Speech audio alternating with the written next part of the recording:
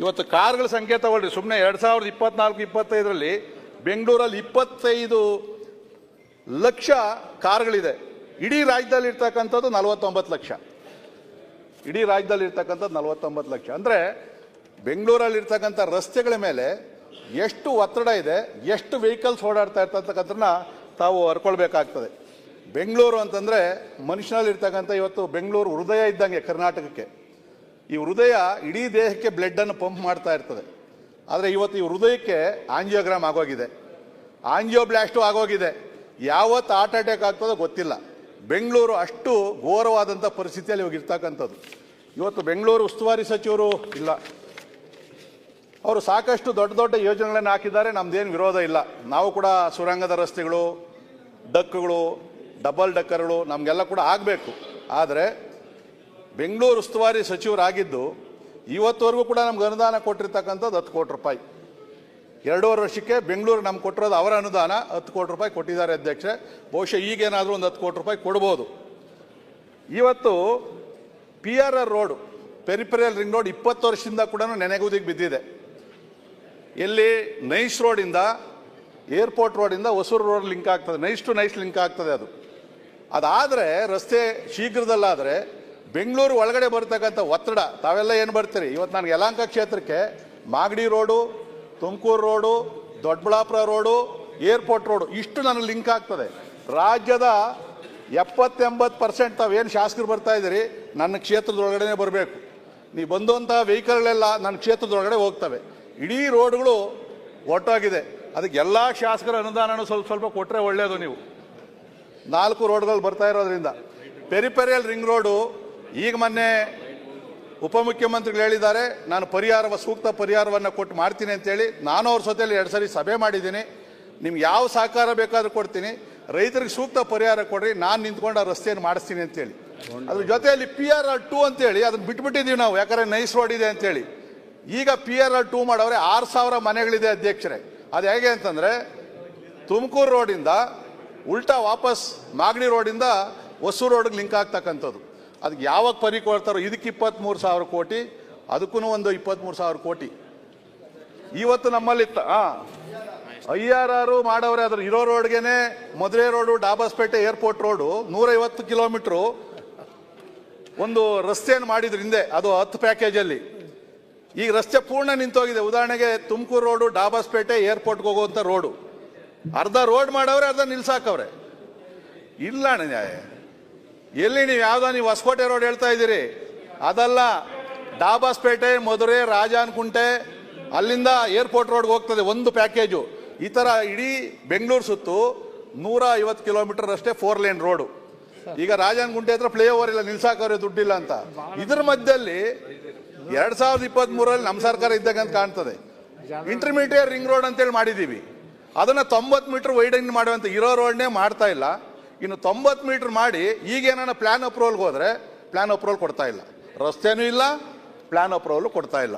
ಇದು ಒಂದು ದೊಡ್ಡ ಸಮಸ್ಯೆ ಇರ್ತಕ್ಕಂಥದ್ದು. ಆದಷ್ಟು ಶೀಘ್ರದಲ್ಲಿ ಆ ಪೆರಿಫೆರಲ್ ರಿಂಗ್ ರೋಡನ್ನು ಮಾಡಬೇಕು. ಬೆಂಗಳೂರಲ್ಲಿ ಇವತ್ತು ಇರೋದೊಂದಷ್ಟು ಕೆರೆಗಳು ಉಳಿಸ್ಕೊಂಡಿದ್ದೀವಿ. ಇರೋ ಕೆರೆಗಳಂತೂ ಇವತ್ತು ಒತ್ತುವರಿ ಮಾಡೋಕ್ಕೆ ಬಿಡ್ತಾ ಇಲ್ಲ. ಎಲ್ಲ ಶಾಸಕರ ಕ್ಷೇತ್ರದಲ್ಲೂ ಕೂಡ ರಸ್ತೆಗಳ, ರೋಡ್ಗಳ, ಕೆರೆಗಳನ್ನು ಸ್ವಲ್ಪ ಅಭಿವೃದ್ಧಿ ಮಾಡಿದ್ದೀವಿ.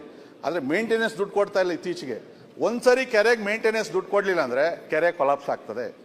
ಉದ್ಯಾನ ನಗರಿ ಇವತ್ತು ನನ್ನ ಕ್ಷೇತ್ರದಲ್ಲಿ 54 ಪಾರ್ಕ್ಗಳನ್ನು ಅಭಿವೃದ್ಧಿ ಮಾಡಿದ್ದೀನಿ.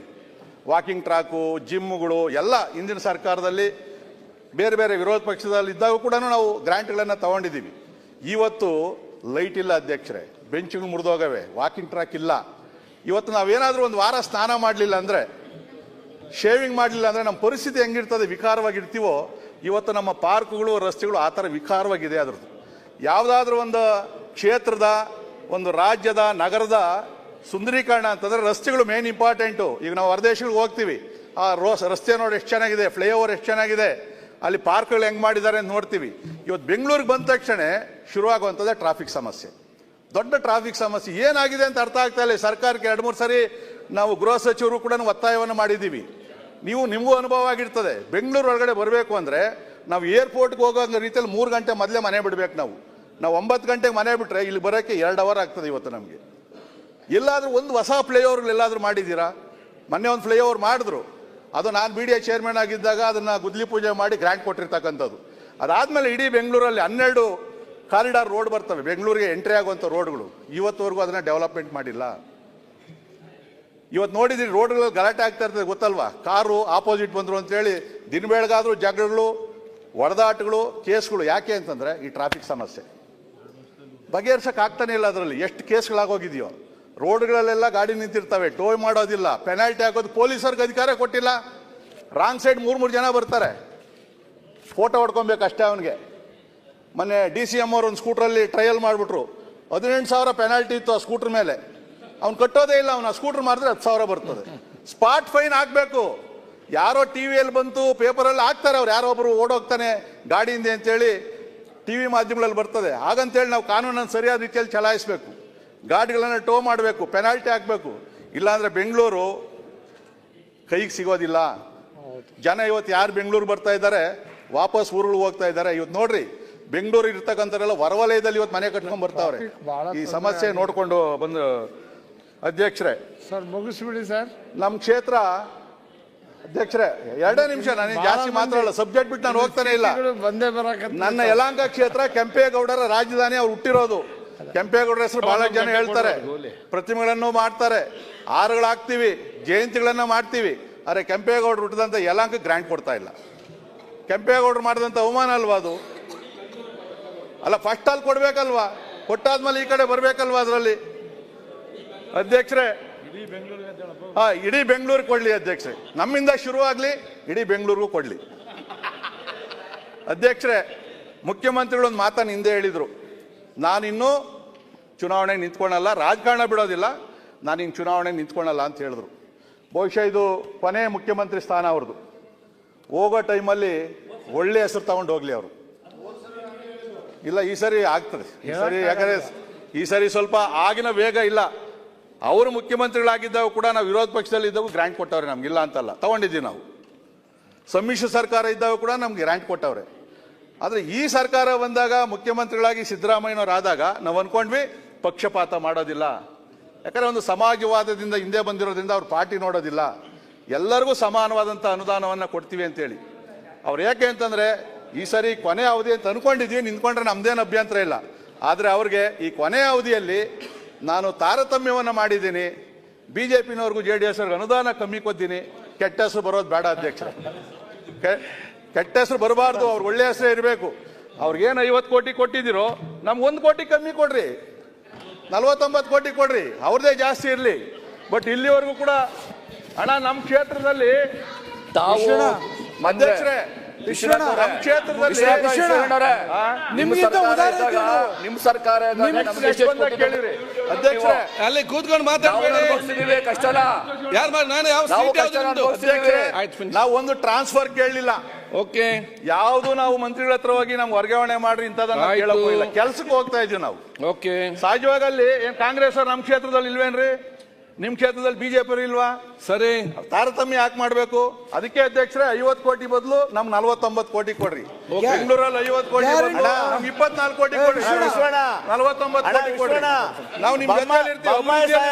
ಸುರೇಶ್ ಕುಮಾರ್ ನಿನ್ನ ಪರವಾಗಿರ್ಬೇಕು.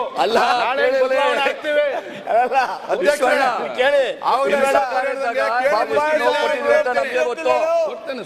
ಅನುದಾನ ಕಡಿಮೆ ಆದಾಗ ಯಡಿಯೂರಪ್ಪ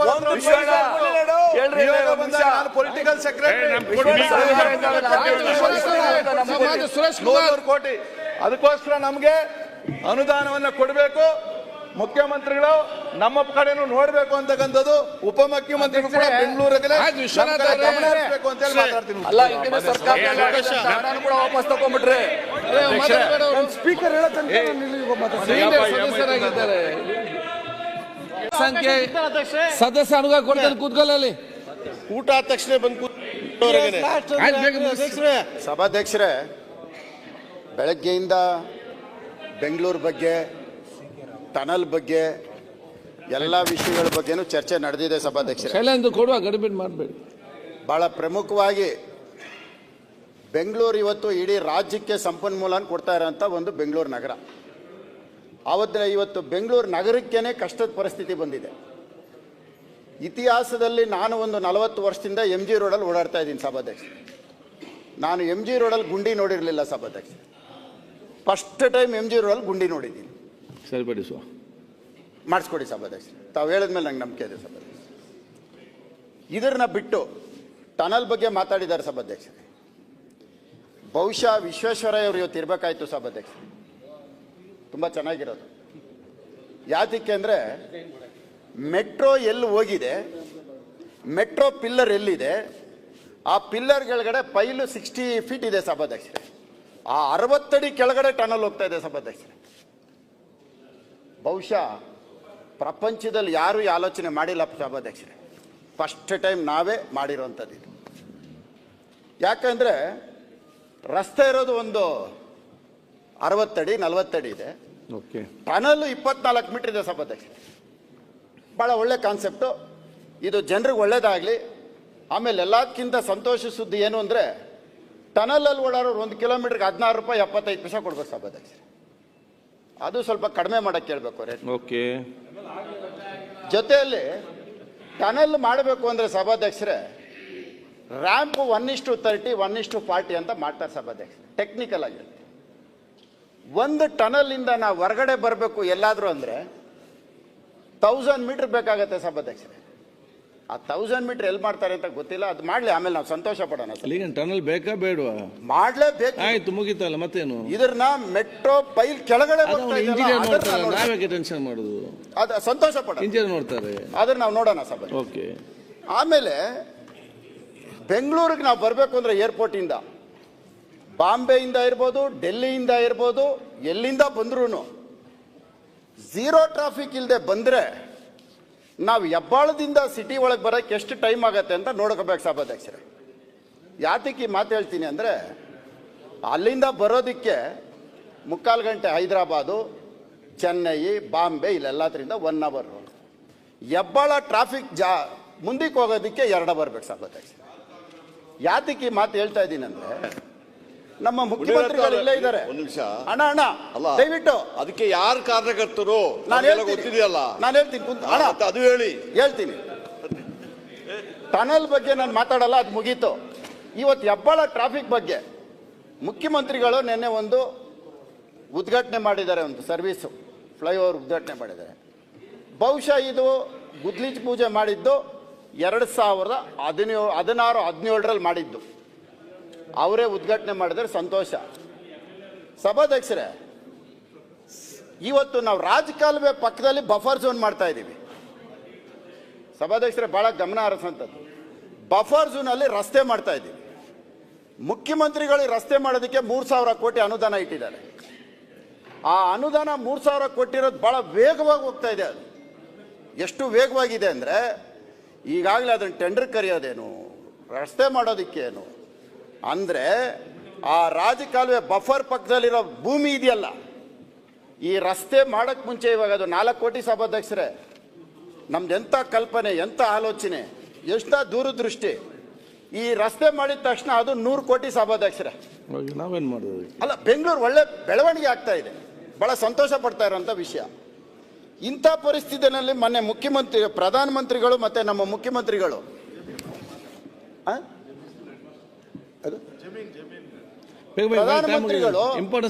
ಮತ್ತೆ ನಮ್ಮ ಮುಖ್ಯಮಂತ್ರಿಗಳು ಮೆಟ್ರೋ ಫೇಸ್ 3 ಓಪನ್ ಮಾಡಿದ್ರು, ಗುದ್ಲಿ ಪೂಜೆ ಮಾಡಿದ್ರು. ಭಾಳ ಸಂತೋಷ. ಅದರಲ್ಲಿ ಮುಖ್ಯಮಂತ್ರಿಗಳು ಮತ್ತು ಉಪಮುಖ್ಯಮಂತ್ರಿಗಳು ಒಂದು ಸ್ಟೇಟ್ಮೆಂಟ್ ಮಾಡ್ತಾರೆ. ನಮ್ಮ ರಾಜ್ಯ ಸರ್ಕಾರದ ಅನುದಾನ 85%, ಕೇಂದ್ರ ಸರ್ಕಾರದ್ದು 15% ಅಂತ ಹೇಳ್ತಾರೆ ಸಭಾಧ್ಯಕ್ಷರೇ. 15% ಅಂತ ಹೇಳ್ತಾರೆ ಸಭಾಧ್ಯಕ್ಷರೇ. ಫೇಸ್ 3 ಮೆಟ್ರೋ ಸುಮಾರು 30-31 ಸ್ಟೇಷನಲ್ಲಿ 27-28 ಸ್ಟೇಷನ್ ರಾಜರಾಜೇಶ್ವರಿ ಅಸೆಂಬ್ಲಿ ಕಾನ್ಸ್ಟಿಟ್ಯೂನ್ಸಿಯಲ್ಲೇ ಬರುತ್ತೆ. ತಮಗೆ ಗೊತ್ತಿರಲಿ. ಇದು ಹಿಂದಿನ ಸರ್ಕಾರ, ಅಂದಿನ ಮುಖ್ಯಮಂತ್ರಿ ಬಸವರಾಜ ಬೊಮ್ಮಾಯಿ ಅವರು ಆವತ್ತು ಒಂದು ಪ್ಲಾನ್ ಮಾಡಿದಂಥ ಒಂದು ಕಾನ್ಸೆಪ್ಟ್ ವೆಸ್ಟ್ ಬೆಂಗಳೂರಿಗೆ. ಅದು ಮೊನ್ನೆ ಗುದ್ಲಿ ಪೂಜೆ. ಭಾಳ ಸಂತೋಷ ಸಭಾಧ್ಯಕ್ಷ. ಈ ಸ್ಟೇಷನ್ಗಳನ್ನ ನಾವು ಮಾಡಬೇಕು ಅಂದರೆ ಲ್ಯಾಂಡ್ ಅಕ್ವಿಜೇಷನ್ ಮಾಡ್ತೀವಿ. ಲ್ಯಾಂಡ್ ಅಕ್ವಿಜೇಷನ್ ಎಲ್ಲಿ ಮಾಡ್ತೀವಿ? 1 ಕಿಲೋಮೀಟ್ರಿಂದ 1.5 ಕಿಲೋಮೀಟ್ರಿಗೆ ಲ್ಯಾಂಡ್ ಅಕ್ವಿಜೇಷನ್ ಮಾಡೋದು ಇಡೀ ಬೆಂಗಳೂರು, ಇಡೀ ದೇಶದಲ್ಲಿ ಮಾಡ್ತಾ ಇದ್ದೀವಿ. ರಿಂಗ್ ರಸ್ತೆ ಇದೆ ಸಭಾಧ್ಯಕ್ಷರೇ, ನಮ್ಮ ಕ್ಷೇತ್ರದಿಂದ ನಾನು ಮಾತಾಡ್ತಾ ಇರೋದು. ಒಂದು ರಿಂಗ್ ರಸ್ತೆಯಲ್ಲಿ ಲ್ಯಾಂಡ್ ಅಕ್ವಿಸಿಷನ್ ಮಾಡೋಕ್ಕೆ ಸ್ಟೇಷನ್ ಹೆಸರನ್ನ ಮೆಟ್ರೋ ಅವರು ಘೋಷಣೆ ಮಾಡಿದ್ದಾರೆ. ಪ್ರಧಾನಮಂತ್ರಿಗಳು ಗುದ್ಲೆ ಪೂಜೆ ಮಾಡಿದ್ದು, ಮುಖ್ಯಮಂತ್ರಿಗಳು ಗುದ್ಲಿ ಪೂಜೆ ಮಾಡಿದ್ರಲ್ಲಿ ಸ್ಟೇಷನ್ ಡಿಕ್ಲೇರ್ ಆಗಿದೆ. ಆ ಸ್ಟೇಷನ್ ಹೆಸರು ಮುತ್ಯಾಲನಗರ. ಮುತ್ಯಾಲನಗರ ಸ್ಟೇಷನ್ಗೆ ಸ್ಥಳಾವಕಾಶ ಬೇಕು ಸ್ಟೇಷನ್ ಮಾಡೋದಕ್ಕೆ. ಆ ಸ್ಟೇಷನ್ ಮಾಡಬೇಕಂದ್ರೆ ನಾವೇನು ಮಾಡ್ತೀವಿ? ಸಾರ್ವಜನಿಕರ ಸ್ವತ್ತುಗಳನ್ನ ಅಕ್ವಿಸಿಷನ್ ಮಾಡ್ತೀವಿ, ಅದಕ್ಕೆ 1:3 ಪರಿಹಾರ ಕೊಡ್ತೀವಿ. ಟೈಮ್ ಇಲ್ಲ ಈಗ ಇದು ಬಹಳ ಪ್ರಮುಖವಾಗಿ 1:3 ಪ್ರಮುಖ ಟೈಮ್ ಪರಿಹಾರ ಕೊಡ್ತೀವಿ. ಪರಿಹಾರ ಕೊಟ್ಟು ಸ್ಟೇಷನ್ ಮಾಡ್ತೀವಿ. ಎಲ್ಲರೂ ಮಾತಾಡ್ಬೇಕಲ್ಲ. ಅಲ್ಲಲ್ಲ ಹೇಳ್ತೀನಿ ಸಭಾಧ್ಯಕ್ಷ, ದಯವಿಟ್ಟು ಪರಿಹಾರ ಕೊಡ್ತೀವಿ. ನಮ್ಮ ಸರ್ಕಾರದ ಸ್ವತ್ತು 1 ಎಕರೆ 30 ಗುಂಟೆ ನಾವು ಹಿಡ್ಕೊಂಡು ಪಕ್ಕದಲ್ಲಿರೋ ಆಸ್ತಿನ ನಾವು ಅಕ್ವಿಸಿಷನ್ ಮಾಡಿದ್ರೆ ಇದು ದೇವ್ರ ಮೆಸ್ತನ ಸಭಾಧ್ಯಕ್ಷರೇ. ಓಕೆ, 1 ಎಕರೆ 30 ಗುಂಟೆ 30 ವರ್ಷಕ್ಕೆ ಲೀಸಿಗೆ ಕೊಟ್ಟು ಯಾರೋ ಒಬ್ಬ ಮದರ್ ತೆರೇಸಾ ಸ್ಕೂಲ್ನವನ್ನ ಸಾಕಿ ಈ ಬಡವರ ಮನೆ ಕಿತ್ಕೊಳ್ಳೋದು ಎಷ್ಟು ನ್ಯಾಯ ಸಭಾಧ್ಯಕ್ಷರೇ? ಓಕೆ, ಸ್ಟೇಷನ್ ಅಲ್ಲೇ ಮಾಡ್ಬೋದಲ್ಲ ಅಣ್ಣ, ಒಂದೇ ನಿಮಿಷ. ಸ್ಟೇಷನ್ ಅಲ್ಲಿ ಮಾಡ್ಬೋದಲ್ಲ. ಸ್ಟೇಷನ್ ಅಲ್ಲಿ ಮಾಡೋದ್ರಿಂದ ಸುಮಾರು 3-4 ಕಿಲೋಮೀಟರ್ಗೆ ಪಾರ್ಕಿಂಗ್ ಸಿಗತ್ತೆ, ಸ್ಟೇಷನ್ ಆಗತ್ತೆ.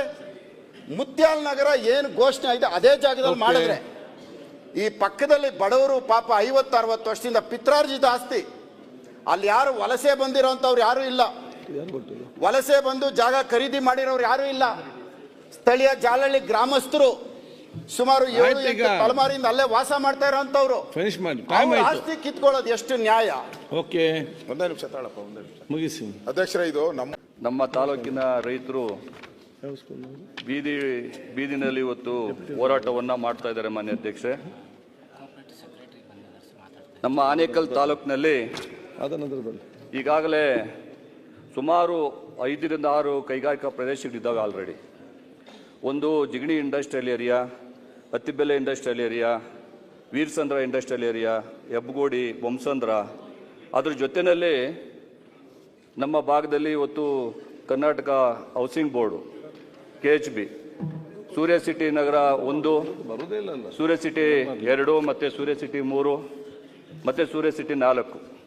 ಈ 4 ಕೂಡ ನಮ್ಮ ಒಂದು ಆನೇಕಲ್ ತಾಲೂಕಿನಲ್ಲಿ ಇವತ್ತು ಇದೆ ಮಾನ್ಯ ಅಧ್ಯಕ್ಷೆ. ಅದ್ರ ಜೊತೆಯಲ್ಲಿ ಪೆರಿಫೆರಲ್ ರಿಂಗ್ ರೋಡು, ಅದು ಕೂಡ 20 ವರ್ಷದ ಹಿಂದ್ಗಡೆ ರೋಡ್ ಮಾಡೋದಕ್ಕೆ ಅಕ್ವಿಸಿಷನ್ ಆಗಿರ್ತಕ್ಕಂಥದ್ದು, ಅದು ಇನ್ನೂ ರೋಡ್ ಆಗಿಲ್ಲ. ಅದೇ ರೀತಿಯಾಗಿ STRR, ಆ ಒಂದು STRR ಕೂಡ ಇವತ್ತು ರಸ್ತೆಗೆ ಅಕ್ವಿಸಿಷನ್ ಆಗಿದೆ, ಅದು ಕೂಡ ರೋಡ್ ಆಗಿಲ್ಲ.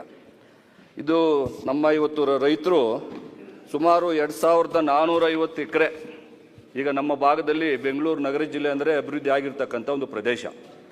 ಈ ಒಂದು ಅಭಿವೃದ್ಧಿ ಆಗಿರ್ತಕ್ಕಂಥ ಪ್ರದೇಶದಲ್ಲಿ ಇವತ್ತು ಪ್ರಿಲಿಮಿನರಿ ನೋಟಿಫಿಕೇಷನ್ನು 1800 ಎಕರೆ ಈಗಾಗಲೇ ನೋಟಿಫಿಕೇಷನ್ ಆಗಿದೆ KDBಯಿಂದ. ಅದೇ ರೀತಿಯಾಗಿ ಫೈನಲ್ ನೋಟಿಫಿಕೇಷನ್ನು 650 ಎಕರೆ ಆಗಿದೆ. ಒಟ್ಟಾರೆಯಾಗಿ 2450 ಎಕರೆ ಇವತ್ತು ಅಕ್ವಿಸಿಷನ್ ಆಗಿದೆ. ಆ ಗ್ರಾಮಗಳು ಮೊನ್ನೆ ಬಿಕ್ನಳ್ಳಿ, ಕಂಸಂದ್ರ, ಬಿ ಹೊಸಳ್ಳಿ, ಚಿಕ್ಕತಿಮ್ಸಂದ್ರ, ಮುತ್ತಾನಲ್ಲೂರು, ಅಮ್ಮಾನಿಕೆರೆ, ಮತ್ತು ಸಮನಹಳ್ಳಿ, ಅಂದೇನಹಳ್ಳಿ, ಸೊಳ್ಳೆಪುರ, ಒಂದು ನಿಮಿಷ, ಅಡಿಗಾರ್ಕಳ್ಳಹಳ್ಳಿ, ಮೇಡಹಳ್ಳಿ, ಈ ಎಲ್ಲ ಗ್ರಾಮಗಳಲ್ಲೂ ಕೂಡ ಗೊತ್ತಾಯ್ತು. ಎಲ್ಲ ಗ್ರಾಮಗಳಲ್ಲೂ ಕೂಡ ಇವತ್ತು ಅಕ್ವಿಸಿಷನ್ ಆಗಿದೆ ಮಾನ್ಯ ಅಧ್ಯಕ್ಷೆ. ದಿನನಿತ್ಯ ಇವತ್ತು ಪ್ರತಿಭಟನೆಗಳು ನಮ್ಮ ರೈತರು ಇವತ್ತು ಮಾಡ್ತಾ ಇದ್ದಾರೆ. ಆದ್ರಿಂದ ಇವತ್ತು ನಮ್ಮಲ್ಲಿ ರೈತರು ನಮ್ಮ ಅರ್ಬನ್ನಲ್ಲಿ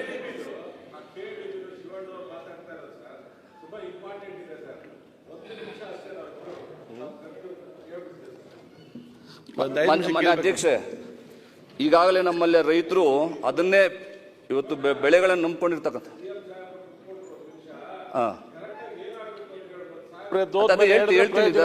ಹೇಳ್ತೀವಿ ಒಂದು ನಿಮಿಷ. ಈಗ ರೈತರೆಲ್ಲರೂ ಕೂಡ ಅದರಲ್ಲಿ ಇವತ್ತು ಪಾಲಿ ಹೌಸ್ಗಳು, ಗ್ರೀನ್ ಹೌಸು, ಮತ್ತೆ ತೋಟಗಳು, ಮತ್ತೆ ರೇಷ್ಮೆ ಗಿಡಗಳು, ಅದ್ರ ಜೊತೆಯಲ್ಲಿ ಇವತ್ತು ಗ್ರಾಮ ಠಾಣಾ ಪಕ್ಕದಲ್ಲಿರ್ತಕ್ಕಂಥ ಮನೆಗಳು, ಗ್ರಾಮ ಠಾಣದಲ್ಲಿ ಪಕ್ಕದಲ್ಲಿರ್ತಕ್ಕಂಥ ಸರ್ವೆ ನಂಬರ್ಗಳು, ಇವೆಲ್ಲಾನು ಕೂಡ ಇವತ್ತು ಅಕ್ವಿಸಿಷನ್ ಆಗಿದೆ ಮಾನ್ಯ ಅಧ್ಯಕ್ಷರೇ.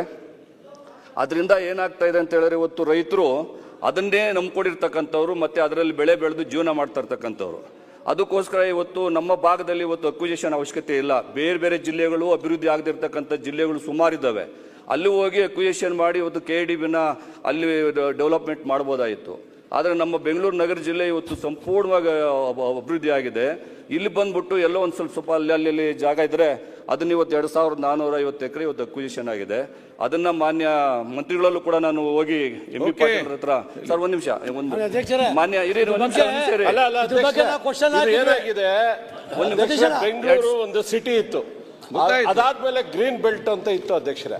ಅದನ್ನ ಉಳಿಸ್ಕೊಂಡು ವ್ಯವಸಾಯ ಮಾಡ್ತಾ ಇದ್ದಂತ ಜಾಗಗಳು ಅದು BDA ಪ್ಲಾನ್ ಆದ್ಮೇಲೆ ಒಂದಷ್ಟು ಸರೌಂಡಿಂಗ್ ಅಲ್ಲಿ ಗ್ರೀನ್ ಬೆಲ್ಟ್ ಇತ್ತು ಅಧ್ಯಕ್ಷರೇ. ಈಗ ಏನಾಗಿದೆ, ಅದಾದ್ಮೇಲೆ ಆನೇಕಲ್ ಕಡೆ ಎಲ್ಲ ಡೆವಲಪ್ಮೆಂಟ್ಗೆ ಯೆಲ್ಲೋ ಬೆಲ್ಟ್ ಮಾಡಿ ಕೊಡ್ತಾ ಇದ್ರು. ಈ ಗ್ರೀನ್ ಬೆಲ್ಟ್ ಇದ್ದಂತ ಜಾಗ ಬೆಂಗಳೂರಿಗೆ ವಿತಿನ್ 15 ಕಿಲೋಮೀಟರ್ ಒಳಗಡೆ ಇದೆ ಅಧ್ಯಕ್ಷರೇ. 15 ಕಿಲೋಮೀಟರ್ ಮ್ಯಾಕ್ಸಿಮಮ್, ಇಲ್ಲ ಅಂದ್ರೆ 18 ಕಿಲೋಮೀಟರ್. 18 ಕಿಲೋಮೀಟರ್ ಒಳಗಡೆ ಬೆಂಗಳೂರು ಸಿಟಿ ಅಲ್ಲೋಗ್ಬಿಟ್ಟು 10-12 ಕೋಟಿ ಇದೆ ಅಧ್ಯಕ್ಷರೇ. ತಮ್ಮ ಮೂಲಕ ಮುಖ್ಯಮಂತ್ರಿಗಳನ್ನು ಕೇಳ್ಕೊಳ್ಳಿ ಸರ್. ಇನ್ನೊಂದು 6-7 ಕಿಲೋಮೀಟರ್ ಮುಂದಕ್ಕೆ ಹೋದ್ರೆ ಹೊಸೂರು ಪಕ್ಕದಲ್ಲೇ ಇದೆ ಸರ್, ಬಾಗ್ಲೂರು ಪಕ್ಕದಲ್ಲಿ ನಮ್ಮ STRR ಹೋಗಿ ಕನೆಕ್ಟ್ ಆಗುತ್ತೆ. ಅಲ್ಲಿ 1-1.5 ಕೋಟಿ ಇದೆ ಜಮೀನು. ಇನ್ನು 5-6 ಕಿಲೋಮೀಟರ್ ಮುಂದೆ 2000 ಎಕರೆನೂ ತಾವು 100% ಆಗಿ ಅಲ್ಲಿ ತಾವು KIDBಗೆ ಅಕ್ವಿಸೇಷನ್ ಮಾಡ್ಕೋಬಹುದು. ಪೂರ್ತಿ ಇದು ಕಂಪ್ಲೀಟ್ ಆಗಿ ಕೃಷಿ ಭೂಮಿ ಸರ್. ಇದು ದಯವಿಟ್ಟು ತುಂಬಾ ರೈತರು ಸರ್, ಯಾರ್ಯಾರು ಪಾಪ ತುಂಬಾ ವರ್ಷಗಳಿಂದ ಉಳಿಸ್ಕೊಂಡಿದ್ರು ಅವ್ರು ಇದೇನು ರಿಯಲ್ ಎಸ್ಟೇಟ್ಗಲ್ಲ, ಬೇಕಾದ್ರೆ ನೀವು ಅದನ್ನ ಗ್ರೀನ್ ಬೆಲ್ಟೇ ಇಟ್ಬಿಡಿ, ನಿಮ್ಮನ್ನೇನು ಚೇಂಜ್ ಆಫ್ ಲ್ಯಾಂಡು ಕೇಳೋದಿಲ್ಲ. ನಿಮ್ಮ BDA ಪ್ಲಾನ್ ಅಲ್ಲಿ ಗ್ರೀನ್ ಬೆಲ್ಟೇ ಇಟ್ಬಿಡಿ, ದಯವಿಟ್ಟು ಅಕ್ವಿಸೇಷನ್ ಮಾಡಬೇಡಿ ಸರ್. ತುಂಬಾ ಜನ ವ್ಯವಸಾಯ ಮಾಡ್ತಾ ಇದ್ದಾರೆ. ತಾವು ಬೇಕಂದ್ರೆ ತಾವೇ ನಿಮ್ಮ ಅಧಿಕಾರಿಗಳನ್ನ ಕಳಿಸಿ ನೀವು ಚೆಕ್ ಮಾಡಿಸಿ ಸರ್. ತಾವು ನಾವು KDB ಅವ್ರಿಗೆ ನಾವು ಕೂಡ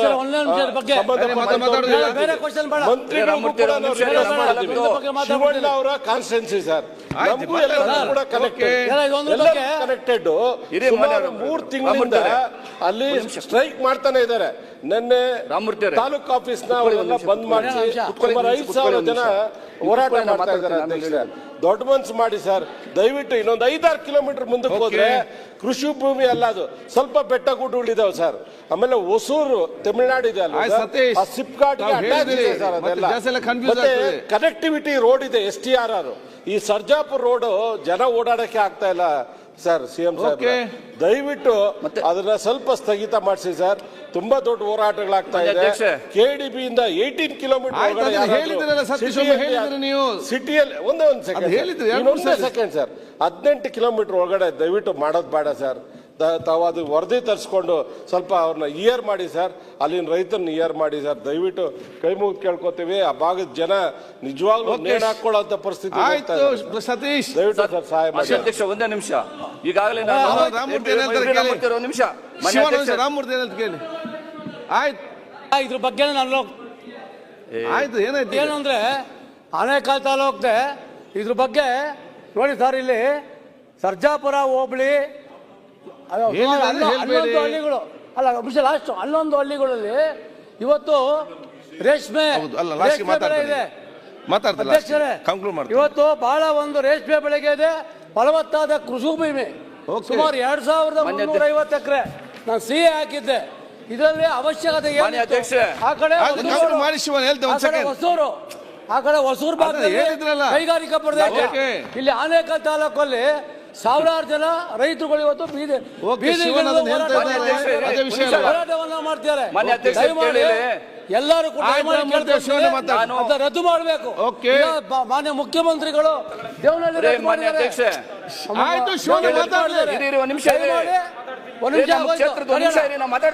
ರದ್ದು ಮಾಡಬೇಕು.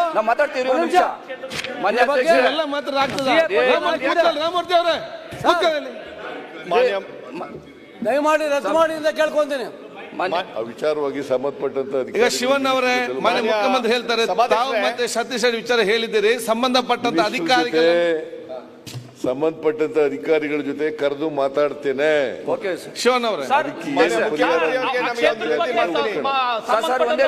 ಮಾತಾಡ್ಲಿ, ಅವ್ರೇನು ಆ ಕ್ಷೇತ್ರದ ಬಗ್ಗೆ ಅವ್ರಿಗೇನು ಮಾಹಿತಿ ಇದೆ? ಒಂದ್ ನಿಮಿಷ, ಕೂಡ ಭೇಟಿ ಮಾಡಿದ್ದೇನೆ, ಮಾನ್ಯ ಮಂತ್ರಿಗಳು ಕೂಡ ಭೇಟಿ ಮಾಡಿ ಮಾನ್ಯ ಅಧ್ಯಕ್ಷ ಅವ್ರು ಮಾತಾಡ್ತಾರೆ. ಮಾತಾಡೋದ್ರಲ್ಲಿ ಮಾತಾಡಿ, ಅವ್ರು ಅಧ್ಯಕ್ಷ 2 ಸಾರಿ ಮಾನ್ಯ ಮಂತ್ರಿಗಳನ್ನು ಕೂಡ ಭೇಟಿ ಮಾಡಿ. ಅಧ್ಯಕ್ಷರೇ ಮುಂದೆ ಕೊಡ್ರಿ. ಅಧ್ಯಕ್ಷರೇ ಶ್ರೀನಿವಾಸ್ ಅಧ್ಯಕ್ಷರೇ ಸಾಕು ಮಾಡ್ರಿ ಮುಖ್ಯಮಂತ್ರಿ. ಮಾನ್ಯ ಅಧ್ಯಕ್ಷರೇ, 2-3 ಸಾರಿ ನಾನು ಮಾನ್ಯ ಮಂತ್ರಿಗಳನ್ನ MB ಪಾಟೀಲ್ರನ್ನ ಭೇಟಿ ಮಾಡಿ ರೈತರ ನಿಯೋಗವನ್ನು ಕರ್ಕೊಂಡೋಗಿ ಹೇಳ್ಬಿಟ್ಟು ಬಂದ್ವಿ. 650 ಎಕರೆ ಮಾತ್ರ ಅವಾಗ ಅಕ್ವಿಷನ್ ಮಾಡಿದ್ರು. ಅದಾದ್ಮೇಲೆ ಮತ್ತೆ ಏನ್ ಮಾಡಿದ್ರು ಅಂದ್ರೆ ನಾವು ಯಾವುದೇ ಕಾರಣಕ್ಕೂ ಇನ್ಮೇಲೆ ಮತ್ತೆ ನೋಟಿಫಿಕೇಶನ್ ಎಲ್ಲ ಮಾಡಲ್ಲ ಅಂತ ಹೇಳಿದ್ರು. ಮತ್ತೆ ಅದೆಲ್ಲ ಆದ್ಮೇಲೆ ಮತ್ತೆ 1800 ಎಕರೆ ಮಾಡಿದ್ದಾರೆ. ಅದಕ್ಕೋಸ್ಕರ ಮಾನ್ಯ ಮಂತ್ರಿಗಳು ಕೂಡ ಹೇಳಿದ್ದೀವಿ, ಇದನ್ನ ಯಾವುದೇ ಕಾರಣಕ್ಕೂ ನಮ್ಮ ರೈತರಿಗೆ ಇವತ್ತು ಅನ್ಯಾಯ ಆಗೋದಕ್ಕೆ ನಾವು ಬಿಡೋದಿಲ್ಲ. ಆದ್ರಿಂದ ದಯವಿಟ್ಟು ಎಲ್ಲ ಅಕ್ವಿಷನ್ ಅನ್ನು ವಾಪಸ್ ತಗೋಬೇಕು. ನಮ್ಮ ಅಕ್ವಿಷನ್ ನಮ್ಮ ತಾಲೂಕಲ್ಲಿ ಆಗೋದು ಬೇಡ ಅಂತ ಹೇಳಿ ಇವತ್ತು ನಾನು ಶಿವನ್, ನೀವೀಗ ವಿಷಯ ಪ್ರಸ್ತಾಪ ಮಾಡಿದಕ್ಕೆ ಮಾನ್ಯ ಮುಖ್ಯಮಂತ್ರಿಗಳು ಏನು ಹೇಳಿದ್ದಾರೆ, ನಾನು ಸಂಬಂಧಪಟ್ಟಂತ ಅಧಿಕಾರ ಕರೆಸಿಕೊಂಡು ನಿಮ್ಮನ್ನು ಕೂತ್ಕೊಂಡು ಚರ್ಚೆ ಬಗ್ಗೆ ಸಮಸ್ಯೆ ಬಗ್ಗೆ ಹೇಳಿದ್ದಾರೆ. Okay, thank you. ಅಧ್ಯಕ್ಷರೇ, ಒಂದ್ ಸೆಕೆಂಡ್, ಪಕ್ಕದ ಕ್ಷೇತ್ರ ಹತ್ತಿರದಲ್ಲಿ ತರಕಾರಿ ಬರ್ತಾ ಇರೋದು ಆನೆಕಲ್ ಆ ಹೋಬಳಿಯಿಂದನೇ ಇದೆ ಅಧ್ಯಕ್ಷರೇ. ಪಕ್ಕ ಕ್ಷೇತ್ರ ಆಗಿರೋದ್ರಿಂದ ಎಲ್ಲ ಕೈಗಾರಿಕೆ ಆಗ್ಬಿಟ್ರೆ ಇವಾಗಿರೋ ರಸ್ತೆಗಳು ಟ್ರಾಫಿಕ್ ಮುಖ್ಯಮಂತ್ರಿಗಳು ಏನ್ ಹೇಳಿದ್ದಾರೆ ಅದನ್ನ ಶೀಘ್ರದಲ್ಲೇ ಕೈ ಬಿಡಬೇಕು ಅಂತ ಮನವಿಯನ್ನ ಮಾಡ್ತಾರೆ. ಕಾಲಿಂಗ್ ಅಟೆನ್ಷನ್ ಅಧ್ಯಕ್ಷ ಇದೆಯೋ ಇಲ್ವಾ? ಅತಿವೃಷ್ಟಿ ಹಾಗೂ ಅಭಿವೃದ್ಧಿಯ ವಿಚಾರದ ಬಗ್ಗೆ ಮಾತನಾಡಲಿಕ್ಕೆ ಅವಕಾಶ ಮಾಡಿಕೊಟ್ಟಂತ ಅಧ್ಯಕ್ಷರಿಗೆ ಧನ್ಯವಾದಗಳು. ಹಾವೇರಿ ಜಿಲ್ಲೆಯಲ್ಲಿ ಅತಿ ಹೆಚ್ಚಿನ ಮಳೆಯಿಂದ ಹಾವೇರಿ ಜಿಲ್ಲೆಯ ಸಂಪೂರ್ಣವಾಗಿ ಇವತ್ತು ಬೆಳೆಗಳು ನಾಶ ಆಗಿದ್ದಾವು. ವಿಶೇಷವಾಗಿ ಶಿಗ್ಗಾಂವ್ ವಿಧಾನಸಭಾ ಕ್ಷೇತ್ರದಲ್ಲಿ ಅತಿ ಹೆಚ್ಚಿನ ಮಳೆಯಾಗಿರೋದ್ರಿಂದ ಗೋವಿನ ಜೋಳ, ಭತ್ತ, ಹೆಸರು, ಹತ್ತಿ ಅಂತ ಬೆಳೆಗಳು ಸಂಪೂರ್ಣವಾಗಿ ನಾಶ ಆಗಿದ್ದಾವೆ. ಅಧ್ಯಕ್ಷರೇ, ಇವತ್ತು ಅತಿ ಹೆಚ್ಚಿನ ಮಳೆಯಿಂದ ಮಾನ್ಯ ಜಿಲ್ಲಾಧಿಕಾರಿಗಳು ಎಲ್ಲ ಶಾಲಾ ಕಾಲೇಜುಗಳಿಗೆ ರಜೆಯನ್ನು ಕೊಟ್ಟಿದ್ದಾರೆ. ಅಷ್ಟು ತೀವ್ರ ಮಟ್ಟದಲ್ಲಿ ಇವತ್ತು ಮಳೆಯಾಗಿ ಹಾವೇರಿ ಜಿಲ್ಲೆಯಲ್ಲಿ ಸಂಪೂರ್ಣ ಬೆಳೆಗಳ ನಾಶ ಆಗಿರೋದ್ರಿಂದ ಮಾನ್ಯ ಮುಖ್ಯಮಂತ್ರಿಗಳು ಹಾಗೂ ಕೃಷಿ ಸಚಿವರು DC ಅವರಿಗೆ ಮಾತಾಡಿ ಏನು ಬೆಳೆ ನಾಶ ಆಗಿದೆ ಆ ಬೆಳೆ ನಾಶ ಆಗಿದ್ದನ್ನು ರಿಪೋರ್ಟನ್ನು ತರಿಸ್ಕೊಂಡು ನಮಗೆ ಪರಿಹಾರವನ್ನು ಒದಗಿಸ್ಕೊಡ್ಬೇಕಂತೇಳಿ ನಾನು ಮನವಿ ಮಾಡ್ತೀನಿ ಅಧ್ಯಕ್ಷರೇ. ಜೊತೆಗೆ ಅಭಿವೃದ್ಧಿ ವಿಚಾರದಲ್ಲಿ ಮಾನ್ಯ ಮುಖ್ಯಮಂತ್ರಿಗಳು ನಮ್ಮ ಶಿಗ್ಗಾಂವ್ ಸುಂದರ ವಿಧಾನಸಭಾ ಕ್ಷೇತ್ರಕ್ಕೆ ಹಲವಾರು ಕೊಡುಗೆಗಳನ್ನು ಕೊಟ್ಟಿದ್ದಾರೆ. ವಿಶೇಷವಾಗಿ 5 ಗ್ಯಾರಂಟಿ ಜೊತೆಗೆ 6ನೇ ಗ್ಯಾರಂಟಿಯಾಗಿ ಹೇಗೆ ಇಂದಿರಾ ಗಾಂಧಿಯವರು ಉಳುವವನೇ ಒಡೆಯ ಅಂಥೇಳಿ ಕಾನೂನನ್ನು ತಂದು ರೈತರಿಗೆ ಜಮೀನನ್ನು ಕೊಟ್ಟರು, ಅದೇ ಥರ ಮಾನ್ಯ ಕೃಷ್ಣ ಬೈರೇಗೌಡ ಸಾಹೇಬರು ಹಾಗೂ ಮುಖ್ಯಮಂತ್ರಿಗಳು ಉಪಮುಖ್ಯಮಂತ್ರಿಗಳು ಕೂಡಿಕೊಂಡು ಜನರಿಗೆ ಭೂ ಹಕ್ಕನ್ನು ಕೊಟ್ಟಿದ್ದಾರೆ. ಭಾಳ ಆಶ್ಚರ್ಯ ಆಗ್ತೈತೆ ಅಧ್ಯಕ್ಷರೇ. ನಾನು ಶಾಸಕನಾಗಿ 8 ತಿಂಗಳಾಯಿತು. ನಾನು ಆದ ನಂತರ ಇದು ಭೂ ಗ್ಯಾರಂಟಿ ಕಾನೂನನ್ನು ತಂದಿದ್ದಾರೆ. ನಾನು ಸರ್ವೆ ಮಾಡಿಸಿ ನೋಡಿದಾಗ ನನ್ನ ವಿಧಾನಸಭಾ ಕ್ಷೇತ್ರದಲ್ಲಿ ಸುಮಾರು 20,000 ಜನರಿಗೆ ಮನೆ ಇದೆ, ಆದರೆ ಅವ್ರ ಹೆಸರ ಮೇಲೆ ಪಟ್ಟ ಇರಲಿಲ್ಲ. ಅವರಿಗೆ ನಾವು ಸರ್ವೆ ಮಾಡಿಸಿ ವಿಶೇಷವಾಗಿ ಕೃಷ್ಣ ಬೈರೇಗೌಡ ಸಾಹೇಬರು ಜಿಲ್ಲಾಧಿಕಾರಿಗಳಿಗೆ ಸೂಚನೆ ಕೊಟ್ಟು ಇವತ್ತು ಸರ್ವೆ ಮಾಡಿದಾಗ ನಮ್ಮ ವಿಧಾನಸಭಾ ಕ್ಷೇತ್ರದಲ್ಲಿ 20,000 ಫಲಾನುಭವಿಗಳಿಗೆ ಭೂ ಗ್ಯಾರಂಟಿ ಕೊಡುವಂಥ ಕೆಲಸ ಇವತ್ತು ನಾವು ಮಾಡ್ತಾ ಇದ್ದೇವೆ. ಆದ್ದರಿಂದ ನಮ್ಮ ಕ್ಷೇತ್ರದ ಜನರ ಪರವಾಗಿ ಮಾನ್ಯ ಮುಖ್ಯಮಂತ್ರಿಗಳಿಗೆ ಹಾಗೂ ಕೃಷ್ಣ ಬೈರೇಗೌಡ ಸಾಹೇಬರಿಗೆ ನಾನು ಧನ್ಯವಾದಗಳನ್ನು ಅರ್ಪಿಸಲಿಕ್ಕೆ ಬಯಸ್ತೇನೆ. ಅಧ್ಯಕ್ಷರೇ, ಕಾಂಗ್ರೆಸ್ ಸರ್ಕಾರ ಅಧಿಕಾರಕ್ಕೆ ಬಂದ ನಂತರ ಜನರ ಭಾವನೆಗಳ ಜೊತೆ ರಾಜಕಾರಣ ಮಾಡದೆ ಜನರ ಬದುಕಿನಿಗಾಗಿ ಇವತ್ತು ವಿಶೇಷವಾಗಿ ಹೊಸ ಕಾನೂನುಗಳನ್ನು ತರ್ತಾ ಇದೆ. ಅದರ ಮುಖಾಂತರ 5 ಗ್ಯಾರಂಟಿಗಳನ್ನು ಕೊಟ್ಟು ಸತತವಾಗಿ ಬರಗಾಲ, ಸತತವಾಗಿ ಅತಿವೃಷ್ಟಿಯಿಂದ ಬಹಳಷ್ಟು ಜನ ಕಂಗೆಟ್ಟಿದ್ರು. ಗ್ಯಾರಂಟಿಗಳ ಮುಖಾಂತರ ನನ್ನ ವಿಧಾನಸಭಾ ಕ್ಷೇತ್ರಕ್ಕೆ ಮೊನ್ನೆ ನಾನು ಮಾಹಿತಿ ತೆಗೆದುಕೊಂಡಾಗ 2 ವರ್ಷದಲ್ಲಿ 500 ಕೋಟಿ ರೂಪಾಯಿ ಡೈರೆಕ್ಟ್ ಆಗಿ ಯಾವುದು ಮೀಡಿಯೇಟರ್ ಇಲ್ದಂಗೆ ಜನರಿಗೆ ಇವತ್ತು ತಲುಪಿದೆ. ಅದರಿಂದ ಜನರಿಗೆ ಇವತ್ತು ಜನರ ಬಾಳಿನಲ್ಲಿ ಇವತ್ತು ಹಸನಾಗಿದೆ ಅಧ್ಯಕ್ಷರೇ. ಇವತ್ತು ಜನ ಇವತ್ತು ಕಾಯ್ತಾ ಇರ್ತಾರೆ. ಒಂದು ಬರೀ ಗೃಹಲಕ್ಷ್ಮಿ ಮೆಸೇಜ್ ಬಂದ ತಕ್ಷಣ ಇವತ್ತು ಕಾಂಗ್ರೆಸ್ ಸರ್ಕಾರಕ್ಕೆ ಹಾಗೂ ಮಾನ್ಯ ಮುಖ್ಯಮಂತ್ರಿಗಳಿಗೆ ದೇವರಲ್ಲಿ ಬೇಡ್ಕೊಂತಾರೆ. ಇವತ್ತು ಬಡವರ ಕಷ್ಟಕ್ಕೆ ಸ್ಪಂದಿಸುತ್ತಿರುವಂಥ ಸನ್ಮಾನ್ಯ ಸಿದ್ದರಾಮಯ್ಯ ಸಾಹೇಬರಿಗೆ ಹಾಗೂ ಈ ಕಾಂಗ್ರೆಸ್ ಸರ್ಕಾರಕ್ಕೆ ದೇವರು ಒಳ್ಳೇದು ಮಾಡಲಿ ಅಂತೇಳಿ ಇವತ್ತು ಗ್ರಾಮೀಣ ಮಟ್ಟದಲ್ಲಿ ಜನ ಇವತ್ತು ಹೊಗಳುವಂಥ ಕೆಲಸ ಮಾಡ್ತಾ ಇದ್ದಾರೆ. ಗ್ಯಾರಂಟಿಗಳ ಜೊತೆಗೆ ಏನು ಜನರ ಬದುಕಿಗೆ ಬೇಕಾಗಿತ್ತು ಭೂ ಗ್ಯಾರಂಟಿಯನ್ನು ಕೊಡೋದ್ರ ಜೊತೆಗೆ ಇವತ್ತು ವಿಶೇಷ ಕಾನೂನುಗಳನ್ನು ತರುವ ಮುಖಾಂತರ ಜನರ ಸರ್ವತೋಮುಖ ಅಭಿವೃದ್ಧಿಗೆ ನಮ್ಮ ಕಾಂಗ್ರೆಸ್ ಪಕ್ಷ ಇವತ್ತು ಸನ್ಮಾನ್ಯ ಸಿದ್ದರಾಮಯ್ಯ ಸಾಹೇಬರು ಇವತ್ತು ಹಗಲಿರುಳು ದುಡಿತಾ ಇದ್ದಾರೆ. ಆದ್ದರಿಂದ ಬಿಜೆಪಿಯವರು ಎಷ್ಟೇ ಅಪಾದನೆಗಳು ಮಾಡಿದರೂ ಆ ದೇವರು ಆ ಜನರ ಒಂದು ಆಶೀರ್ವಾದದಿಂದ ನಮ್ಮ ಮುಖ್ಯಮಂತ್ರಿಗಳ ಮೇಲೆ ಬಂದಂತ ಎಲ್ಲ ಆಪಾದನೆಗಳು ತೊಳೆದು ಸುಪ್ರೀಂ ಕೋರ್ಟ್ ಇವತ್ತು ಮೂಡಾ ಕೇಸ್ನಿಂದ ಮುಕ್ತಿ ಮಾಡಿ ಇವತ್ತು ರಾಜ್ಯದಲ್ಲಿ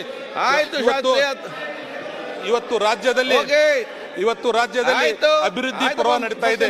ನಾನು ವಿಶೇಷವಾಗಿ ಯತ್ನಾಳ್ ಸಾಹೇಬರು ಹೇಳ್ತಾ ಇದ್ರು ನೀರಾವರಿ ಬಗ್ಗೆ.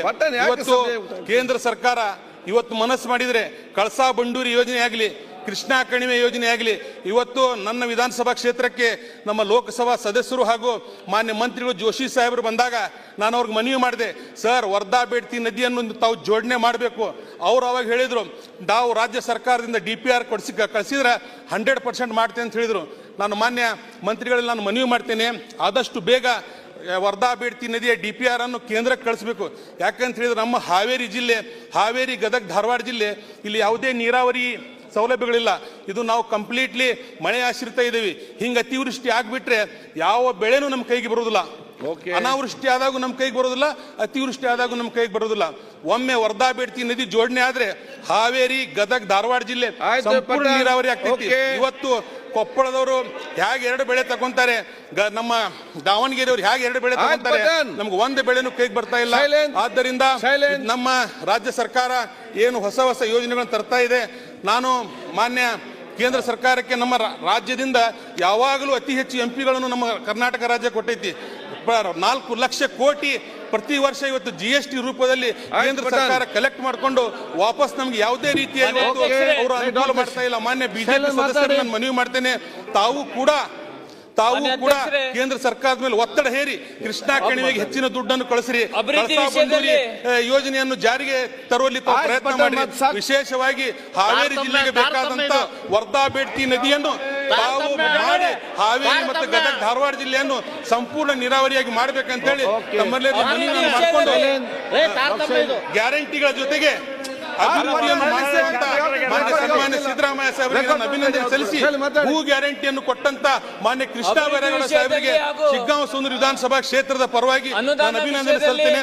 ಬಿ ಖಾತಾ ಮತ್ತು ಅ ಖಾತಾ ಏನಾಗ್ಬಿಟ್ಟಿದೆ ಅಧ್ಯಕ್ಷರೇ, ಇವತ್ತು ಗ್ರಾಮೀಣ ಮಟ್ಟದಲ್ಲಿ ಬ್ಯಾಂಕ್ಗಳಲ್ಲಿ ನಬಾರ್ಡಿನ ಶೇರ್ ಕಡಿಮೆ ಮಾಡಿದ ನಂತರ ಗ್ರಾಮೀಣ ಬ್ಯಾಂಕ್ಗಳಲ್ಲಿ ಲೋನ್ ಸಿಗ್ತಾ ಇಲ್ಲ. ಅದರಿಂದ ನಮ್ಮ ಈ ಮೀಟರ್ ಬಡ್ಡಿ ಹವಳಿ ಹೆಚ್ಚಾಗಿತ್ತು. ಯಾಕಂತ ಹೇಳಿದ್ರೆ ಒಂದೊಂದು ವಿಧಾನಸಭಾ ಕ್ಷೇತ್ರದಲ್ಲಿ 20,000 ಮನೆಗಳು ಅವರ ಮೇಲೆ ಯಾವುದೇ ರೀತಿಯ ಉತ್ತಾರ ಇರಲಿಲ್ಲ. ಇವತ್ತು ಬಿ ಖಾತಾ ಅ ಖಾತಾ ಕೊಡುವ ಮುಖಾಂತರ, ಬಿ ಖಾತಾ ಕೊಡುವ ಮುಖಾಂತರ, ಅ ಖಾತಾ ಕೊಡುವ ಮುಖಾಂತರ ಜನರಿಗೆ ಇವತ್ತು ಒಂದು ಪಟ್ಟ ಸಿಕ್ಕಿದೆ. ಅದರ ಮುಖಾಂತರ ಇವತ್ತು ನ್ಯಾಷನಲ್ ಬ್ಯಾಂಕ್ ಆದ್ದರಿಂದ ನಾನು ಮಾನ್ಯ ಮುಖ್ಯಮಂತ್ರಿಗಳಿಗೆ ಹಾಗೂ ಮಾನ್ಯ ಸಚಿವರಿಗೆ ನಾನು ಧನ್ಯವಾದ ಅರ್ಪಿಸ್ತೇನೆ. ಜನರ ಭಾವನೆಗಳ ಜೊತೆ ಆಡದೆ ಜನರ ಬದುಕಿಗಾಗಿ ಇವತ್ತು 5 ಗ್ಯಾರಂಟಿಯನ್ನು ಕೊಟ್ಟು ಕೊಟ್ಟು ನಮ್ಮ ಸರ್ಕಾರ ಕರ್ನಾಟಕ ರಾಜ್ಯದ 7 ಕೋಟಿ ಜನರಿಗೆ ಇವತ್ತು ನ್ಯಾಯವನ್ನು ಒದಗಿಸಿಕೊಟ್ಟಿದ್ದಕ್ಕೆ ನಾನು ಧನ್ಯವಾದ ಅರ್ಪಿಸ್ತೇನೆ. ಮಾತನಾಡಲಿಕ್ಕೆ ಅವಕಾಶ ಮಾಡಿಕೊಟ್ಟ ತಮಗೂ ಕೂಡ ಧನ್ಯವಾದ. ಶೈಲೇಂದ್ರ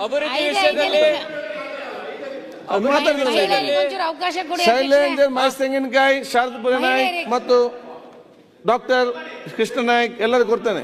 ಮಾನ್ಯ ಅಧ್ಯಕ್ಷರೇ, ನೀವೆಲ್ಲ ಆಗಾಗ ಮಾತಾಡಲಿ, ಸ್ವಲ್ಪ ಸರ್ಕಾರಕ್ಕೆ ಮಾತಾಡ್ತಿದ್ದೀರಿ, ಕೊಡುವ ಸಿಮೆಂಟ್ ಮಂಜು. ಅದಾದ್ಮೇಲೆ ಈ ಕಳೆದ 2.5 ವರ್ಷದಲ್ಲಿ ಅಧ್ಯಕ್ಷರೇ ಈ ಅನುದಾನ ಕೊಡ್ತಾ ಇಲ್ಲ ಬೆಂಗಳೂರಿಗೆ. ನಾವು ಇಷ್ಟೇ ಕೇಳೋದವ್ರನ್ನ, ಅಟ್ಲೀಸ್ಟ್ ಆ ಗುಂಡಿಗಳಾದ್ರೂ ಮುಚ್ಚಕ್ಕೆ ಕೊಡಿ. ನಮ್ಗೇನು 100 ಕೋಟಿ ಕೊಡಿ, 50 ಕೋಟಿ ಕೊಡಿ ಅಂತೆಲ್ಲ ನಾವು ನಿಜವಾಗ್ಲೂ ಕೇಳಲ್ಲ. ಅಟ್ಲೀಸ್ಟ್ ಆ ಗುಂಡಿಗಳು ಮುಚ್ಚಿದ್ರೆ ಜನ ನೆಮ್ಮದಿಯಾಗಿ ಓಡಾಡ್ತಾರೆ. ಸಿಲಿಕಾನ್ ಸಿಟಿ, ಎಲೆಕ್ಟ್ರಾನಿಕ್ ಸಿಟಿಗೆ ಹೋಗುವಂಥದ್ದು, ಮತ್ತೆ ಸುತ್ತಮುತ್ತ ಭಾಗದಲ್ಲಿ ಜನ ಬೆಂಗಳೂರು ಅಂದ್ರೆ ಯಾವ ರೀತಿ ನೋಡ್ತಾರೆ ಇಂಟರ್ನ್ಯಾಷನಲ್ ಸಿಟಿನ. ನಾವು ಗುಂಡಿಗಳಲ್ಲಿ ಯಾರಾದ್ರೂ ಬಿದ್ದು ಸತ್ರೆ ಅಧ್ಯಕ್ಷರೇ, ಕಳೆದ ಒಂದು 3-4 ತಿಂಗಳಲ್ಲಿ ಪಾಪ ಈ ನಮ್ಮ ಟ್ರಾಫಿಕ್ ಪೊಲೀಸ್ ಅವರು ಅಧ್ಯಕ್ಷರೇ, ಅವರು ಈ ಲಾರಿಗಳು ಹೋಗ್ತಾ ಇರ್ತಾವಲ್ಲ, ಜೆಲ್ಲಿ ಲಾರಿ, ಅವುಗಳನ್ನ ಕರ್ಕೊಂಡ್ಬಂದು ಹಾಕ್ಸ್ತಾ ಇದ್ದಾರೆ ಅಧ್ಯಕ್ಷರೇ. ಹೊಸದಾಗಿ BBMP ಕಮಿಷನರ್ ಮಹೇಶ್ವರ ಬಂದಿದ್ದಾರೆ. ನಿಜವಾಗ್ಲೂ ಹೇಳ್ತಾ ಇದ್ದೀನಿ, ಅವರು ಮೆಟ್ರೋ ಥರನೇ ಇದ್ರೆ ಇಲ್ಲಿ ಆಗಲ್ಲ. ಇಲ್ಲಿ BBMP ಅಂತ ಹೇಳಿದ್ರೆ ರಸ್ತೆಗೆ ಇಳಿಬೇಕು. ಏನೀಗ 2 ತಿಂಗಳಿಂದ ಮಳೆ ಆಗಿ ಎಲ್ಲ ಗುಂಡಿಗಳು ಬೀಳ್ತಾ ಇದೆ, ಆ ಸಿಲ್ಕ್ ಬೋರ್ಡಲ್ಲಿ ಓಡಾಡಕ್ಕಾಗಲ್ಲ ಅಧ್ಯಕ್ಷರೇ. ಇವೆಲ್ಲ ಸೆಟ್ರೈಟ್ ಆಗಬೇಕು ಅಂದ್ರೆ ಕಮಿಷನರ್ ಕೂಡ ಸ್ವಲ್ಪ ಹೊರಗಡೆ ಬಂದು ಕೆಲಸ ಮಾಡಬೇಕು. ಬರೀ ಟ್ಯಾಕ್ಸ್ ಕಲೆಕ್ಟ್ ಮಾಡಕ್ಕೆ ಇರೋದು. ಈಗ ಗ್ರೇಟರ್ ಬೆಂಗಳೂರು ನಾವು ಹೇಳಿದ್ರಲ್ಲ, ಅಲ್ಲ ಗ್ರೇಟರ್ 2 ನಿಮಿಷದಲ್ಲಿ ಮುಗಿಸ್ತೀನಿ. ಗ್ರೇಟರ್ ಬೆಂಗಳೂರು ಬಗ್ಗೆ ಈಗಾಗಲೇ ಮಾತಾಡ್ತಾ ಇದ್ವಿ. ಗ್ರೇಟರ್ ಬೆಂಗಳೂರನ್ನ ಈಗ 5 ಪಾಲಿಕೆ ಮಾಡಿದ್ದಾರೆ. ಅದು 5 ಪಾಲಿಕೆ ಮಾಡೋದಕ್ಕೆ ಯಾರ್ಯಾರು ಕಾರಣ ಅಂತ ಹೇಳ್ಬಿಟ್ಟು ಎಲ್ಲ ಕೂಡ ಮಾತಾಡ್ತಾ ಇದ್ದಾರೆ. ಮೊದಲು 3 ಮಾಡಬೇಕು ಅನ್ಕೊಂಡಿದ್ರು, ಆಮೇಲೆ 5 ಮಾಡಬೇಕು ಅಂತ ಯಾರೋ ಸಚಿವರು ಒತ್ತಡ ಹಾಕಿದ್ದಕ್ಕೆ 5 ಆಗೋಯ್ತು ಅಂತ ಅವರು ಎಲ್ಲರೂ ಕೂಡ ಹೇಳ್ತಾ ಇರೋಂಥದ್ದು. ಈ 3 ಪಾಲಿಕೆ ಮಾಡಿ ಅಥವಾ 5 ಪಾಲಿಕೆ ಮಾಡಿ ಬೇರೆ ಬೇರೆ ಜಾಗಗಳನ್ನೆಲ್ಲ ಸೇರಿಸ್ತೀವಿ ಮಾಡ್ತೀವಿ ಅಂತ ಇದ್ರು. ಇರೋದನ್ನ ಯಾರಾದ್ರೂ ಹೊಡೆದಾಕ್ಬಿಟ್ಟು 5 ಪಾಲಿಕೆ ಮಾಡ್ತಾರೆ ಅಧ್ಯಕ್ಷ. ಅಲ್ಲ, ಬೇರೆ ಸೇರ್ಸ್ಕೋಬೇಕಾಗಿತ್ತು, ಏನು ಸೇರ್ಸ್ಕೊಂತಾ ಇಲ್ಲ. ಅಲ್ಲ, ಆದಾಯ ಬರೋದನ್ನು ಸೇರ್ಸ್ಕೊಳ್ಳಲ್ಲ, ಇರೋದನ್ನು ಡೆವಲಪ್ ಮಾಡಲ್ಲ ಅಧ್ಯಕ್ಷ. ಅದರಿಂದ ತಮ್ಮ ಮೂಲಕ ಸರ್ಕಾರ ನಾನು ಒತ್ತಾಯ ಮಾಡ್ತೀನಿ, ಇಷ್ಟು ಟ್ಯಾಕ್ಸ್ ಅನ್ನ ನೀವು ಕಲೆಕ್ಟ್ ಮಾಡ್ತೀರಾ ಬೆಂಗಳೂರಿಂದ, ಇಡೀ ರಾಜ್ಯದ ಅಭಿವೃದ್ಧಿಗೆಲ್ಲ ಹಣ ಹೋಗುತ್ತೆ. ದಯವಿಟ್ಟು ಬೆಂಗಳೂರಿನ ಒಂದು ಅಭಿವೃದ್ಧಿಗೆ ಒಂದಷ್ಟು ಹಣ ಬಿಡುಗಡೆ ಮಾಡಿ ಆ ಗುಂಡಿಗಳು ಮುಚ್ಚೋದನ್ನ ಮಾಡಿ, ಇಲ್ಲ ಅಂದ್ರೆ ಜನ ಶಾಪ ಆಗ್ತಾ ಇದಾರೆ. ಅದರಲ್ಲಿ ಗುಂಡಿಗಳಲ್ಲಿ ಬಿದ್ದು ಸತ್ರೆ ನಮ್ಮೆಲ್ಲರೂ ಫೋಟೋ ಹಾಕ್ತಾರೆ. ಇನ್ನೊಂದೇ ಒಂದು ಅಧ್ಯಕ್ಷರೇ, ಹೋಮ್ ಮಿನಿಸ್ಟರ್ ಬಂದಿದ್ದಾರೆ. ನಾವು ಸರ್ ತಮಗೆ ಗೊತ್ತಿದೆ, ಬೆಂಗಳೂರಲ್ಲಿ ಬೇರೆ ಬೇರೆ ರಾಜ್ಯಗಳಿಂದ ಅನೇಕರು ಬಂದು ಕೆಲಸ ಮಾಡ್ತಾರೆ ಸರ್. ಅವ್ರಿಗೆ ಏನಾಗಿದೆ, ಬೇರೆ ಸ್ಟೇಟ್ಸ್ ಇಂದ ಬರೋಂಥವ್ರಿಗೆ ಇಲ್ಲಿನ ಪೊಲೀಸ್ ಬಗ್ಗೆ, ಇಲ್ಲಿನ ಜನಗಳ ಬಗ್ಗೆ ಅವ್ರಿಗೆ ಯಾವ ರೀತಿ ನಡ್ಕೊಬೇಕು ಅಂತಾನು ಗೊತ್ತಿಲ್ಲ ಸರ್. ಯಾಕಂದ್ರೆ ನಾವು ಬೆಂಗಳೂರು ಜನ ಅಂದ್ರೆ ಸ್ವಲ್ಪ ಗೌರವಿತವಾಗಿ ಹಳ್ಳಿಗಳಲ್ಲಿರೋಂಥವ್ರು ಸರ್. ನಾವು ಪೊಲೀಸ್ ಅಂದ್ರೆ ಭಯ ಪಡ್ತೀವಿ, ಅವ್ರಿಗೆ ಯಾರಿಗೂ ಲೆಕ್ಕನೇ ಇಲ್ಲ ಅಧ್ಯಕ್ಷರೇ. ಮೊನ್ನೆ ಒಂದು ಹುಡುಗನ್ನ ಕಿಡ್ನಾಪ್ ಮಾಡಿ ಅದನ್ನ ಸುಟ್ಟಾಕಿ ಸಾಯಿಸಿರೋದು ತಮ್ಮ ಗಮನಕ್ಕೆ ಬಂದು ನಾವು ಗಮನ ಸೆಳೆಯೋದ್ರಲ್ಲಿ ತಂದಿದ್ದೀವಿ. ಮತ್ತೆ ಸ್ವಿಗ್ಗಿಯಲ್ಲಿ, ಝೊಮ್ಯಾಟೋದಲ್ಲಿ ಮತ್ತೆ ಬೇರೆ ಬೇರೆ ಆ್ಯಪ್ಗಳ ಮೂಲಕ ಜನಗಳನ್ನ ಹತ್ರ ಹೋಗಿ ತಲುಪ್ತಾರೆ. ಅವರು ಆ ತಲುಪುವಂತ ಯಾರಿದ್ದಾರೆ, ಅವ್ರು ಕೆಲಸ ಮಾಡ್ತಾರಲ್ಲ, ಅವ್ರಿಗೆ ಪೊಲೀಸ್ ವೆರಿಫಿಕೇಶನ್ ಆಗಬೇಕು ಸರ್. ತಮ್ಮನ್ನು ನಾನು ವಿನಂತಿ ಮಾಡ್ಕೋತೀನಿ, ಪೊಲೀಸ್ ವೆರಿಫಿಕೇಶನ್ ಆಗಲಿಲ್ಲ ಅಂದ್ರೆ ಇವ್ರು ಏನೇ ಬೇಕಂದ್ರೆ ಮಾಡಿಬಿಟ್ಟು ಯಾವುದೋ ಸ್ಟೇಟ್ಗೆ ಹೋಗ್ಬಿಟ್ಟು ಅಡ್ಕೊಂಡ್ಬಿಡ್ತಾರೆ. ಇಲ್ಲ ಬಾಂಗ್ಲಾದೇಶದಿಂದ ಬಂದಿದ್ದಾರೋ ಅಥವಾ ಬೇರೆ ಬೇರೆ ಸ್ಟೇಟ್ಗಳಿಂದ ಬಂದಿರೋ ಗೊತ್ತಿಲ್ಲ ಸರ್. ಅವರೆಲ್ಲ ಒನ್ ವೇ ಅಲ್ಲೇ ಓಡಾಡೋದು, ಎಲೆಕ್ಟ್ರಿಕ್ ವೆಹಿಕಲ್ಗಳು ತಗೊಂಡು. ಸ್ವಿಗ್ಗಿ, ಝೊಮ್ಯಾಟೊ, ಬ್ಲಿಂಕಿಟ್ ಇವರೆಲ್ಲ ಇದಾರಲ್ಲ, ಜನಗಳು ಪಾಪ ಲೇಡೀಸ್ ಇದ್ರೆ ಅವ್ರ ಮನೆಗೆ ಹೋಗಿ 10 ಗಂಟೆ 12 ಗಂಟೆಯಲ್ಲಿ ಊಟ ಕೊಡ್ತಾರೆ, ತರಕಾರಿಗಳು ಕೊಡ್ತಾರೆ. ಒಳ್ಳೇದು ಮಾಡ್ಬೋದು, ಕೆಟ್ಟದ್ದು ಮಾಡ್ಬೋದು. ನಾನು ಎಲ್ಲರೂ ಮಾಡ್ತಾರೆ ಅಂತ ಹೇಳ್ತಾ ಇಲ್ಲ. ಬೇರೆ ಬೇರೆ ರಾಜ್ಯಗಳಿಂದ ಬಂದಿರೋ ಹೆಣ್ಮಕ್ಳನ್ನು ನೋಡಿದಾಗ ಆ ರೀತಿ ಬೇರೆ ಬೇರೆ ಅನೇಕ ಪ್ರಕರಣಗಳಾಗಿರೋಂತ ಇದಾವೆ. ಅದಕ್ಕೆ ಅವ್ರು ಯಾರು ಈ ಆ್ಯಪ್ಗಳಲ್ಲಿ ಕೆಲಸ ಮಾಡ್ತಾರೆ ಸರ್, ಈ ಡ್ರೈವ್ ಆ್ಯಪ್ ಇರ್ಬೋದು, ಬೇರೆ ಬೇರೆ ಆ್ಯಪ್ಗಳಲ್ಲಿ ಕೆಲಸ ಮಾಡೋಂಥವ್ರು ಪೊಲೀಸ್ ವೆರಿಫಿಕೇಶನ್ ಆಗಲಿ ಸರ್ ಅವ್ರ ಮೇಲೆ. ಇಲ್ಲ ಅಂದ್ರೆ ನಿಜವಾಗ್ಲೂ ಸರ್ ನಾವು ಎಲ್ಲ ಅದೇ 10 ನಿಮಿಷ ನಿಮ್ಗೆ ಏನಾಗಿದೆ, ಈ ರೀತಿ ಕೆಲಸ ಮಾಡೋರು ವೆರಿಫಿಕೇಶನ್ ಮಾಡ್ಬೇಕು ಅಷ್ಟೇ ಅಲ್ವಾ? ನಿಮ್ ಜಾಸ್ತಿ ಎಳೆಯೋದಿಲ್ಲ ಸರ್. ಈಗ ಇಲ್ಲಿರೋರು ಎದುರ್ತೀವಿ ಸರ್ ನಾವು, ಪೊಲೀಸ್ಗಾಗ್ಲಿ ಬೇರೆ ಅವ್ನಿಗೆ ಹೆದರಿಕೆನೇ ಇಲ್ಲ ಸರ್. ನಿಮ್ಗೆ ಆ ಕಡೆ ನಾರ್ತ್ ಇಂಡಿಯಾ ಕಡೆಯಿಂದ ಬರೋವನಿಗೆ ಆ ರೀತಿ ಕೆಟ್ಟ ವರ್ತನೆಗಳನ್ನೆಲ್ಲ ಮಾಡ್ತಾರೆ ಅಧ್ಯಕ್ಷರೇ. ಆದ್ರಿಂದ ಅವ್ರ ವೆರಿಫಿಕೇಶನ್ ಆಗ್ಲಿ, ಅವ್ರದ್ದು ಹೆಬ್ಬೆಟ್ಟು ತಗೋಬೇಕು, ಮತ್ತೆ ಅವ್ರದ್ದು ಕಂಪ್ಲೀಟ್ ಡೀಟೇಲ್ ಇರ್ಬೇಕು, ಆಧಾರ್ ಕಾರ್ಡು, ಅವ್ನು ಯಾವ ಊರು, ಅವ್ನ ಆ್ಯಪ್ ಅಲ್ಲಿ ಕೆಲಸ ಮಾಡೋಕ್ ತಗೊಂಡಿರೋನು ಒಬ್ಬ ಅಧ್ಯಕ್ಷರೇ. ಅವನು ಈಗ ಮಗುನ್ ಸಾಯಿಸಿದ ಹಿಂದೆ 2020ರಲ್ಲಿ 13 ವರ್ಷದ ಹುಡುಗಿನ, ಪಾಪ ಮಗುನ ರೇಪ್ ಮಾಡಿದ್ದಾನೆ. ಕಾಯ್ದೆಯಲ್ಲಿ ಅವನು ಜೈಲ್ಗೆ ಹೋಗಿದ್ದಾನೆ. ವಿಷಯ ಏನಿದೆ ಅವರೆಲ್ಲ ವೆರಿಫಿಕೇಶನ್ ಮಾಡ್ಬೇಕಂತ ಹೇಳ್ತೀರಿ ಅಷ್ಟೇ. ಯಾರು ಕೆಲಸ ಮಾಡ್ತಾರೆ ಅವ್ರನ್ನ ಪೊಲೀಸ್ ವೆರಿಫಿಕೇಶನ್ ಆಗ್ಬೇಕು ಸರ್.